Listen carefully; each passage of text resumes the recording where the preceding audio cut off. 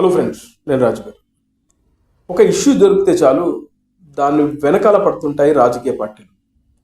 ఆ ఇష్యూను తమకు అనుకూలంగా మార్చుకొని దాని ద్వారా లబ్ధి పొందడానికి తీవ్ర ప్రయత్నాలు కొన్ని రాజకీయ పార్టీలు చేస్తూ ఉంటాయి. అలాంటి ఇష్యూ ఇప్పుడు professor Nageswara Rao versus Pawan Kalyan. Professor Nageswara Rao TV డిబేట్లో తాను మాట్లాడాల్సిన మాటలే కావు. ఒక రాజకీయ పార్టీ గురించి, వాళ్ళ ఇంటర్నల్ వ్యవహారాల గురించి తానేదో ఆ కుర్చీల కిందనో లేకుంటే బాత్రూంలో దాక్కొని విన్నట్లుగా ఒక అసత్య ప్రచారాన్ని ఆయన తెరపైకి తీసుకొచ్చారు. ఆ తర్వాత ఏ రాజకీయ పార్టీ అయినా కూడా తమపైన ఇలాంటి అసత్య ప్రచారాలు వచ్చినప్పుడు ఖచ్చితంగా ఖండిస్తారు. ఆ తర్వాత ప్రొఫెసర్ నాగేశ్వరరావు తన తప్పు తెలుసుకొని వెనక్కి తగ్గాడు. మరోవైపు కేసులు పెట్టి అరెస్ట్ చేస్తారేమోనన్న ఊహాగానాలు, తప్పుడు ప్రచారాలు, దానికి అడ్డుకట్ట వేస్తూ అఫీషియల్గా ఆంధ్రప్రదేశ్ గవర్నమెంట్ అలాంటిది ఏమీ లేదని చెప్పి ఒక అఫీషియల్ ప్రకటన చేశారు. ఇక్కడ దాకా అంతా బాగానే ఉంది. ఈ సమస్య అయిపోయింది అనుకున్నారు. తెలంగాణ వచ్చి దాదాపు 12 సంవత్సరాలు అవుతుంది.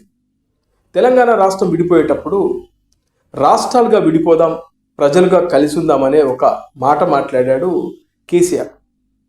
ఆ తర్వాత అదే కేసీఆర్ అంటే సందు దొరికినప్పుడల్లా ఈ తెలంగాణ సెంటిమెంట్ను రంగరించే ప్రయత్నం చేస్తామన్నాడు. అయితే ఇప్పుడు కూడా ఈ సమూహంలో చేరిన వ్యక్తులు ఎవరైతే పవన్ కళ్యాణ్ గారిని మొన్న ప్రెస్ మీట్ పెట్టి ఇష్టానుసారంగా మాట్లాడినటువంటి సోకాల్డ్ జర్నలిస్టులు కానీ, అందులో కొంతమంది రాజకీయ లబ్ధి పొందాలనే ఆలోచనతో వచ్చిన మరికొందరు కానీ, వీళ్ళంతా బీఆర్ఎస్ పార్టీకి అనుకూలంగా మాట్లాడేవాళ్ళు. ఈ ఇష్యూ వెనకాల బీఆర్ఎస్ పార్టీ కంప్లీట్గా ఇన్వాల్వ్ అయింది అనేది మనకు క్లియర్గా అర్థమవుతుంది. ఎందుకంటే ఇక్కడ ఆంధ్రప్రదేశ్లో జనసేన, తెలుగుదేశం, బీజేపీ అలయన్స్లో ఉంది. వీటికి వ్యతిరేక పార్టీ బీఆర్ఎస్ పార్టీ వర్గాలు దీన్ని తమకు అనుకూలంగా మార్చుకొని ఇప్పటికే తెలంగాణ సెంటిమెంట్ అనే దాన్ని జనాలు ఆల్రెడీ మర్చిపోయారు. వాళ్ళకి ఏం అవసరం? తెలంగాణ వచ్చింది, ప్రజలు తమ పనులు తాము చేసుకుంటూ పోతున్నారు. రాజకీయ పార్టీలకే ఇక్కడ ఈ సెంటిమెంట్ అవసరం, ప్రజలకు అవసరం లేదు. కానీ కొన్ని యూట్యూబ్ ఛానల్స్, ఇప్పుడు అక్కడ ప్రెస్ మీట్కి వచ్చిన యూట్యూబ్ ఛానల్స్ అన్ని గమనిస్తే, నేను ఎవరెవరు వచ్చారు ఏంటి అని చెప్పేసి ఆ మొహాలను కానీ వాళ్ళ ఛానల్స్ ఏంటి అని గమనిస్తే ఆల్మోస్ట్ బీఆర్ఎస్ పార్టీకి అనుకూలంగా మాట్లాడే ఛానల్సే. అంటే దీని వెనకాల బీఆర్ఎస్ పార్టీ ఉందనేది స్పష్టంగా కనబడుతుంది. ఒక నెరేటివ్ను బిల్డ్ చేసి వీళ్ళందరినీ ఎగదోసి వాళ్ళు ఈ ఇష్యూను తమకు అనుకూలంగా మార్చుకోవడానికి ప్రయత్నం చేశారు. పాపం ప్రొఫెసర్ నాగేశ్వరరావు వాళ్ళు పిలవగానే వెళ్ళాడు, అనవసరంగా సూప్లో పడ్డాడు. ఆయన ఇష్యూ క్లోజ్ అయిపోయింది వాస్తవానికి. అయినా కూడా ఈ బీఆర్ఎస్ పార్టీ వాళ్ళ ఒక ట్రాప్లో ఆయన పడిపోయి అనవసరంగా ఇవాళ అబాస్ పాలవుతున్నాడు. ఇవాళ ఎంతమంది ఏకిపారేస్తున్నారు తెలుసా ప్రొఫెసర్ నాగేశ్వరరావు గారిని. ఇక ఈ తెలంగాణ సెంటిమెంట్ రంగరిస్తూ ఉంటే ఇది కాస్త మైలేజ్ అయ్యి బీఆర్ఎస్కి ఎక్కడ దక్కుతుందో అని చెప్పేసి కాంగ్రెస్ పార్టీకి సంబంధించి ఒకరిద్దరు నాయకులు బయటకు వచ్చి, ముఖ్యంగా వాళ్ళు ప్రజాప్రతినిధులు, ఒక ఎమ్మెల్సీ, ఒక ఎమ్మెల్యే, సామేల్ అనే ఒక కాంగ్రెస్ పార్టీకి సంబంధించిన ఎమ్మెల్సీ బయటకు వచ్చి పవన్ కళ్యాణ్ గారి పైన ఇష్టానుసారంగా మాట్లాడారు. పవన్ కళ్యాణ్ హైదరాబాద్లో ఎలా కాలు పెడతాడో చూస్తాం, అట్లా ఇట్లా అని చెప్పేసి, అంటే ఈ హైదరాబాద్ అనేది ఏదో పాకిస్తాన్లో ఉన్నట్లుగా కామెంట్ చేశారు. ఆ తర్వాత జనాలు మామూలు కాదు, గట్టిగా ఇచ్చి పడేశారు. ఆ వీడియో కింద కామెంట్లు చూస్తూ ఉంటే పచ్చిబూతులు తిడుతున్నారు. ఓ ప్రజాప్రతినిధి అయ్యుండి ఇదంతా ఒక భారతదేశంలో భాగమే అనే సోయి లేకుండా ఎలా మాట్లాడతారని చెప్పేసి జనాలు ఇచ్చి పడేశారు. ఇక చూస్తే మరో వ్యక్తి, గత కొన్ని రోజులుగా మైలేజ్ కోసం బాగా తపన పడుతున్న వ్యక్తి జడ్చర్ల ఎమ్మెల్యే అనిరుద్ రెడ్డి. చాలా సందర్భాల్లో పవన్ కళ్యాణ్ గారిని టార్గెట్ చేసుకొని మాట్లాడుతూ ఉంటారు. ఇష్యూ ఏదైనా, సినిమాల ఇష్యూ అయినా, ఏదైనా టికెట్ల వ్యవహారమైనా, ఏదైనా కూడా సందు దొరికితే చాలు పవన్ కళ్యాణ్ గారి మీద పడుతున్నాడు. ఎందుకయ్యా అంటే పవన్ కళ్యాణ్ అనే వ్యక్తి ఒక సన్లైట్ లాంటి వాడు. ఆయన ఎదురుగా నిలబడితే మనకు కూడా ఆ వెలుతురు వస్తుంది, మనం కూడా హైలైట్ అవుతామనే ఒక పిచ్చి ఆశతో అనవసరంగా పవన్ కళ్యాణ్ గారిని గెలుకుతున్నారు. ఆ తర్వాత కాంగ్రెస్ పార్టీకి సంబంధించినటువంటి మరికొద్ది మంది కూడా ఈ ఇష్యూ మనకు అనుకూలంగా మార్చుకోవాలి, ఇది బీఆర్ఎస్కి వెళ్ళిపోతుందని చెప్పేసి కాంగ్రెస్ పార్టీకి కూడా కాస్త ఈ వ్యవహారాన్ని అంటించుకుంటే మనకు కూడా మైలేజ్ వస్తుందనే ఉద్దేశంతో ఇక కాంగ్రెస్ పార్టీకి సంబంధించినటువంటి చోటా మోటా లీడర్లు కూడా పవన్ కళ్యాణ్ గారి పైన పడి ఏడుస్తున్నారనమాట. అయితే ఈ గెలకడం ఇవ్వాలి అంటే చాలా సందర్భాల్లో ఉన్నాయి.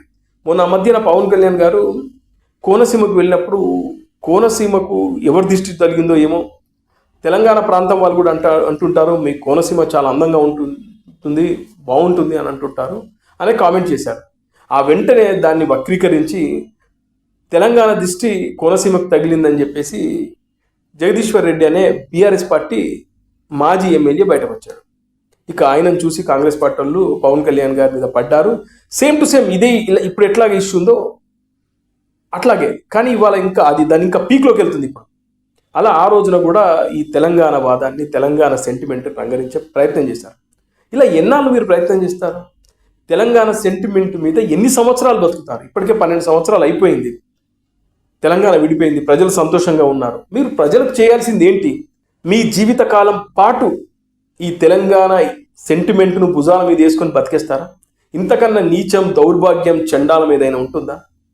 అదే ఇప్పుడు ఈ తెలంగాణలోని రాజకీయ పార్టీలకు అర్థం కాని విషయం.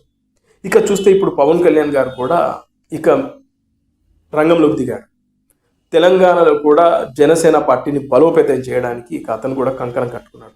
ఎందుకంటే ఊరుకుంటా ఉంటే ఇది కరెక్ట్ కాదు. ఎందుకంటే ప్రతిసారి సినిమాలు వచ్చినప్పుడు లేకుంటే పవన్ కళ్యాణ్ గారి ఇష్యూ వచ్చినప్పుడు పెళ్ళమని వచ్చేసి పవన్ కళ్యాణ్ టార్గెట్ చేస్తా ఉన్నాం. నిన్నెవరో మహిళ ఆయన ఫోటో మీద చెప్పుతూని కొడతాం. బుద్ధుండాలి, నువ్వు ఒక మహిళవు, నీకేంటమ్మా, నీకేం సంబంధం అమ్మా? నీ ఇంట్లో ఫుడ్ వస్తుందో లేదో అది చూసుకో, నీ భర్త, నీ పిల్లలు, నీ కుటుంబం ఎలా ఉందో చూసుకోకుండా ఏదో పవన్ కళ్యాణ్ గారి ఫోటో మీద చెప్పుతూని కొట్టడం వల్ల ఏమొచ్చిందమ్మా? నీ ఈగో సాటిస్ఫై అయిందా? దానివల్ల ఏమన్నా నీ కిరీటం పెట్టారు ఎవడన్నా? అలా కొంతమంది విచక్షణ కోల్పోయి ఇలాంటి చండాలానికి పాల్పడతా ఉన్నారు. అందుకే పవన్ కళ్యాణ్ గారు ఇప్పుడు రంగంలోకి దిగి ఇక జనసేన పార్టీని తెలంగాణలో బలోపేతం చేయడానికి ఆయన ప్లాన్ చేసుకుంటున్నారు. ఇంకొక విషయం ఏంటంటే మొన్న మోడీ గారు వచ్చినప్పుడు కూడా జరిగిన డిస్కషన్లో భాగంగా మేబీ కొంతమంది బీజేపీ వాళ్ళు చెప్పడం కానీ, అదేవిధంగా ఏ విధంగా మామూలుగా గాసిపో తెలియదు కానీ మళ్ళీ జనసేన, బీజేపీ, తెలుగుదేశం పార్టీ కూటమి అయి ఆంధ్రప్రదేశ్లో ఎలాగైతే కూటమి అయి అధికారంలోకి వచ్చిందో రేపు తెలంగాణలో సార్వత్రిక ఎన్నికలతో పాటు రేపు రాబోయే జిహెచ్ఎంసీ ఎన్నికల్లో కూడా జనసేన, బీజేపీ, తెలుగుదేశం పార్టీ కలిసికట్టుగా వెళ్ళాలి, కూటమిగా వెళ్ళాలనే ఆలోచన మొదటి నుంచి నరేంద్ర మోడీ గారికి కానీ అమిత్ షా గారికి ఉంది. అదే విషయాన్ని తెలంగాణ బీజేపీ నాయకులకు చెప్తే మా ఎలివేషన్ తగ్గిపోతుందేమో అనే ఉద్దేశంతో ఇప్పటివరకు పవన్ కళ్యాణ్ గారిని రానివ్వకుండా, మొన్న మున్సిపల్ ఎన్నికల సమయంలో కూడా పవన్ కళ్యాణ్ గారు వస్తానంటే రానివ్వకుండా కొన్ని శక్తులు అడ్డుపడ్డాయి, బీజేపీకి సంబంధించిన శక్తులే.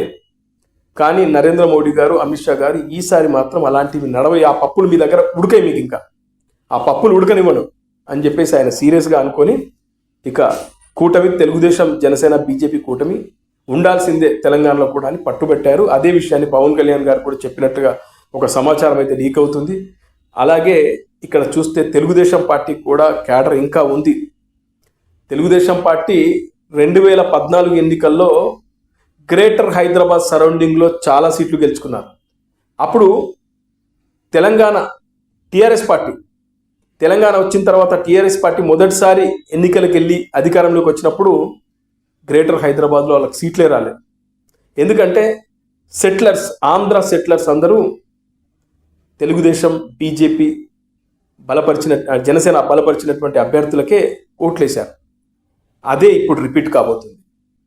ఆంధ్ర సెటిలర్స్ విసిగిపోయారు. మీరు ఇలా పదే తెలంగాణ సెంటిమెంట్ రంగరిస్తూ ఉంటే ఇదేదో పాకిస్తాన్లో హైదరాబాద్ ఉన్నట్లు, వాళ్ళేదో వేరే దేశస్తులైనట్లు మీరు ఇష్టానుసారంగా మాట్లాడుతూ ఉంటే ఎవరికైనా కాలుద్ది, మండుద్ది. యుద్ధం మీరు మొదలు పెట్టారు, పవన్ కళ్యాణ్ దాన్ని ఎండి చేస్తాడు, ఇది మాత్రం రాసి పెట్టుకోండి. ఎందుకంటే మొన్న కూకట్పల్లిలో జనసేన పార్టీ ఓడిపోవచ్చు, కానీ 33,000 పైచులకు ఓట్లు పడ్డాయి, రూపాయి ఖర్చు పెట్టకుండా. అలాంటిదే అన్ని నియోజకవర్గాల్లో, గ్రేటర్ హైదరాబాద్కు సంబంధించిన అన్ని నియోజకవర్గాల్లో గనక జనసేన, బీజేపీ, తెలుగుదేశం కూటమి అయ్యి గనక పోటీ చేస్తే ఖచ్చితంగా బీఆర్ఎస్కు, కాంగ్రెస్ పార్టీకి చుక్కలే. అందుకే మీరు పవన్ కళ్యాణ్ గారిని మీరు పెంట చేసుకుంటున్నారు తప్పితే నాకు తెలిసి అయితే ఇది పెద్ద డ్యామేజ్ బీఆర్ఎస్ పార్టీకి.